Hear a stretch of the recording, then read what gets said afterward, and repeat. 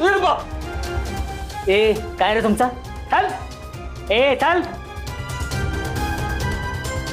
ए चल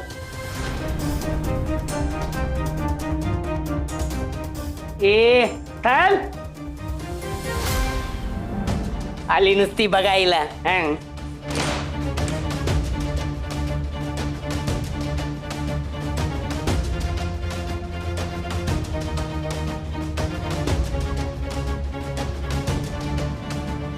जाऊ द्या ताई, नाही दार उघडणार तू. कालच एक म्हातारा बाबा इथे दार बडवत होता, तरी पण त्यांनी दार उघडलं नाही. का? अहो, का म्हणजे का? अहो, बघितले ना कसा उलट्या खोपडीचा माणूस आहे तो. अहो, लई हाफ मर्डर केले आहेत त्यांनी. हां, रोज रात्री आपल्या बायकोला बडव बडवीत असतो. तुम्ही जा इथून. अहो, चांगल्या लोकांची वस्ती नाही. अहो, तुमच्यासारख्या एकट्या बाईला शेफ जागा नाही आहे ती. तुम्ही जा लवकर, जा इथून.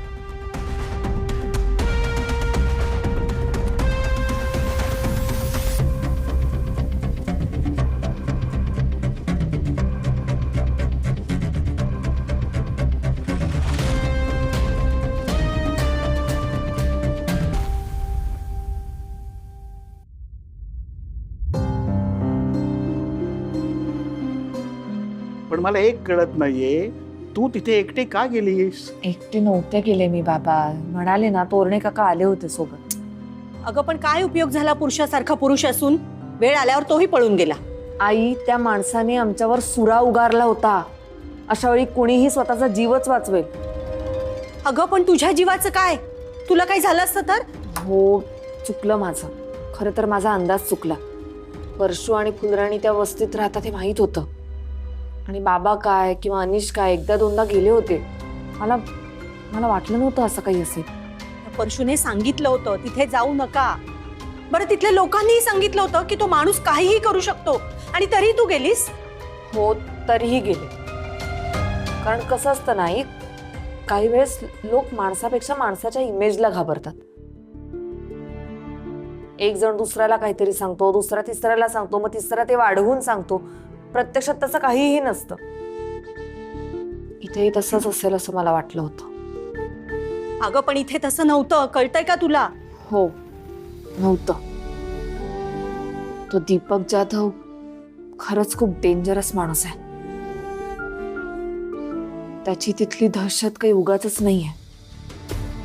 तिथला गुंड आहे तो. आणि तोच निलिमा आत्यांचा नवरा आहे हे मला माहित नव्हतं. आता काय करायचं खरंच कळत नाही. काय करायचं म्हणजे? हे बघ, काहीही करायची गरज नाहीये. अगं त्या निलिमा आत्या कित्येक वर्षांपूर्वी लग्न करून निघून गेल्या. बरं, गेल्या ते गेल्या, लग्न त्यांनी त्यांच्या मर्जीने केलं होतं की नाही? इतक्या वर्षात त्या आल्या का तुमच्याकडे मदत मागायला? नाही ना. अगं म्हणजेच हे सगळं त्यांनी ऍक्सेप्ट केलंय आणि त्याच्यातच त्या सुखी आहेत. गेली 35-36 वर्ष त्या बाईचं तुमच्या घरात नावही घेतलं जात नव्हतं, आणि अचानक तिला शोधण्याचा अट्टाहास कशासाठी? कारण तूच म्हणतेस नाही, या वयात आपली माणसं जवळ यावीत असं वाटतं. जे गमावलंय ते परत मिळवावं असं वाटतं. जुने वाद भांडणं सगळं विसरून एकत्र यावं असं वाटतं. आणि त्यासाठी प्रयत्न करण्याकरता खूप मोठं मन लागतं आई. हे सगळ्यांकडे नसतं, पण बाबांकडे आहे. मग ते आता प्रयत्न करतायत ना, मग मी मदत करायला नको का त्यांना? आणि त्या दोघांनी एकत्र यावं ही आईंची शेवटची इच्छा होती. मग ती इच्छा ना अशोक भाऊजी स्वतः पूर्ण करतील. हे बघ भैरवी, तू सरळ घरी जा आणि अशोक भाऊजींना सांग मला हे जमणार नाही. अगं बाळा, अशा ठिकाणी बायकांनी जाणं बरं दिसतं का गं? आई, तुला नाही कळत. बाबा सांगा ना तिला. हे बघ भैरवी, आत्तापर्यंत मी तुला बरेच वेळेला पाठीशी घातलं. तुझे निर्णय मला मान्य नव्हते तरी मी आडकटे केलं नाही. पण आता नाही, आता तुला अडवायलाच हवं. भैरवी, अगं तू आजपर्यंत प्रोटेक्टेड वातावरणात वाढलेली आहेस. बाहेरची दुनिया किती भयानक आहे हे तुला माहित नाहीये. म्हणून माझं असं म्हणणं आहे की तू आता ह्याच्यात पडू नकोस. मी आता यात पडलीये बाबा. आणि हे सगळं बाबांनी एकट्याने करावं हे मला चुकीचं वाटतं. हे बघ आई, मी सगळी माझ्या सेफ्टीची जबाबदारी घेईन, पण आता यातून मी मागे नाही हटणार. आणि या सगळ्यात तुझा वेळ वाया चाललाय त्याचं काय? करिअरकडे दुर्लक्ष होतंय त्याचं काय? मी बिझनेस करणार आहे, म्हणजे संयमीच्या बेकिंगलाच मी थोडं पुढे नेणार आहे. बर, आणि अनिशचं काय?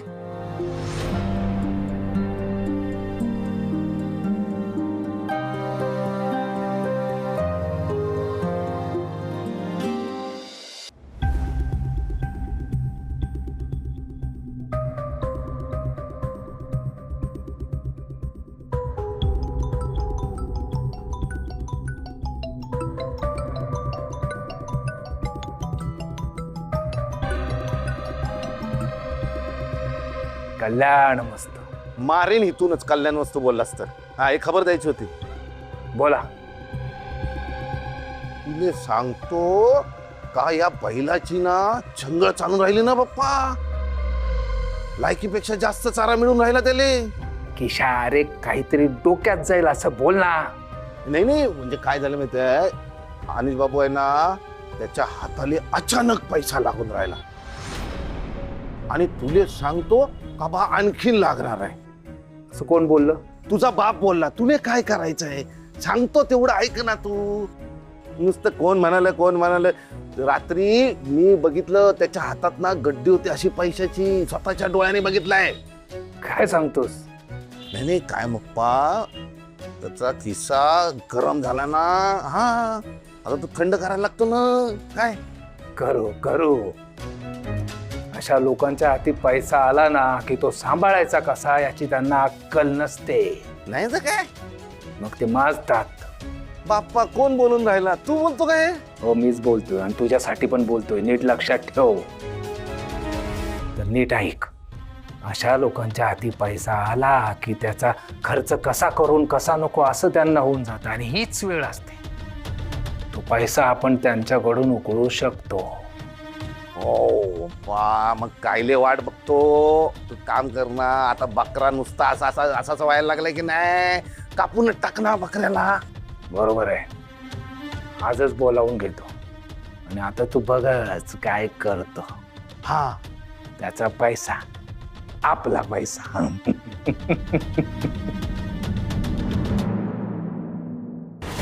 किशा, आता वा.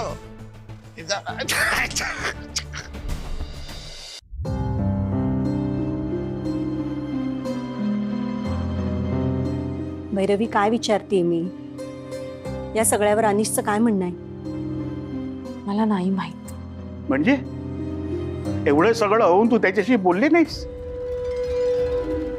नाही, का? कारण आमच्यात हल्ली साधं बोलणंही होत नाहीये. झाले तर फक्त वादच होतात. साधं त्याच्याशी बोलावं, काही डिस्कस करावं असा चान्सच मिळत नाही. आणि मुळात त्याचं आत्ता सध्या काय चाललंय हेही मला माहित नाही. हेच मी काही दिवसांपूर्वी बोलले होते तर माझं म्हणणं पटलं नव्हतं तुला. मीना, परत परत तेच बोलू नकोस. प्रत्येक जोडप्याच्या बाबतीत ह्या फेजेस येतात आणि त्यातून ते मार्ग सुद्धा काढतात. प्रत्येक गोष्टीत आपण रिॲक्ट व्हायचं नसतं. अहो, म्हणूनच इतके दिवस गप्प बसून होते मी. हिने सांगितलं होतं ना तसं मला. पण बघितलं ना, हळूहळू माझंच म्हणणं खरं ठरतंय. तुम्ही मान्य करा किंवा करू नका. चला भैरवी, परत एकदा चहा घेणार आहेस थोडासा? कळतंय हा मला. मुद्दाम विषय बदलताय ते कळतंय मला.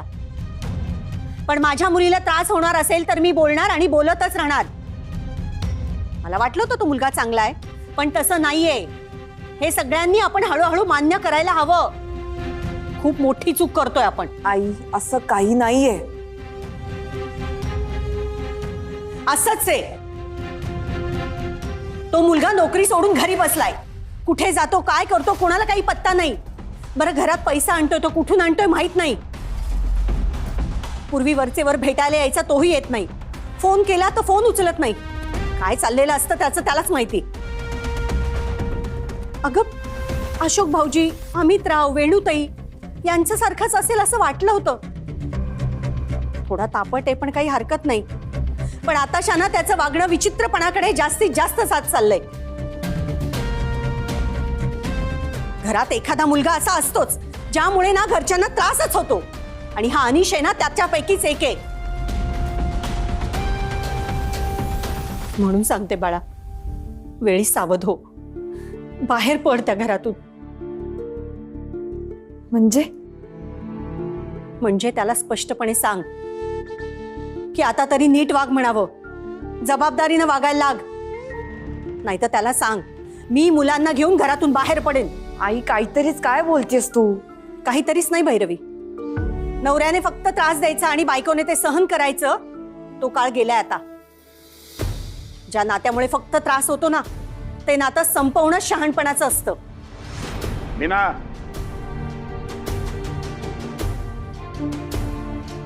मीना, इतकं टोकाला जाऊ नकोस. अगं तुझ्यात नी माझ्यात भांडणं झाली नाहीत का? त्यांचे प्रॉब्लेम्स आहेत ते सोडवतील ना. बर, कसे सोडवणारेस प्रॉब्लेम सांग जरा. आई मला नाही माहित. घ्या, हे असं आहे. हे बघ आई, निलिमा आत्या हीच माझी आता प्रायोरिटी आहे. त्यांना परत येऊ देत, मग बघू. भैरवी, असं करत महत्वाचे निर्णय पुढे ढकलू नकोस. अगं जे व्हायचंय ते होणारच आहे. मनाची तयारी करून ठेव, नाहीतर धक्का बसेल. असं काहीही होणार नाहीये. अगं पण तू पास, मला यावर परत वाद नाही घालायचा. बाबा, निलिमा आत्यांच्या बाबतीत आपण पोलिसांची मदत घेतली तर? हो, माझ्या एक पोलीस ऑफिसर ओळखीचे आहेत, मी बोलतो त्यांच्याशी. अहो पण मला एक कळत नाहीये, ही सगळी धडपड तू एकटी का करतेयस? नाही म्हणजे अनिशनी पण करायला हवी ना. त्याच्या सख्ख्या आईची शेवटची इच्छा पूर्ण करायला तू इतकी धडपड करतेयस, मग तो काय करतोय?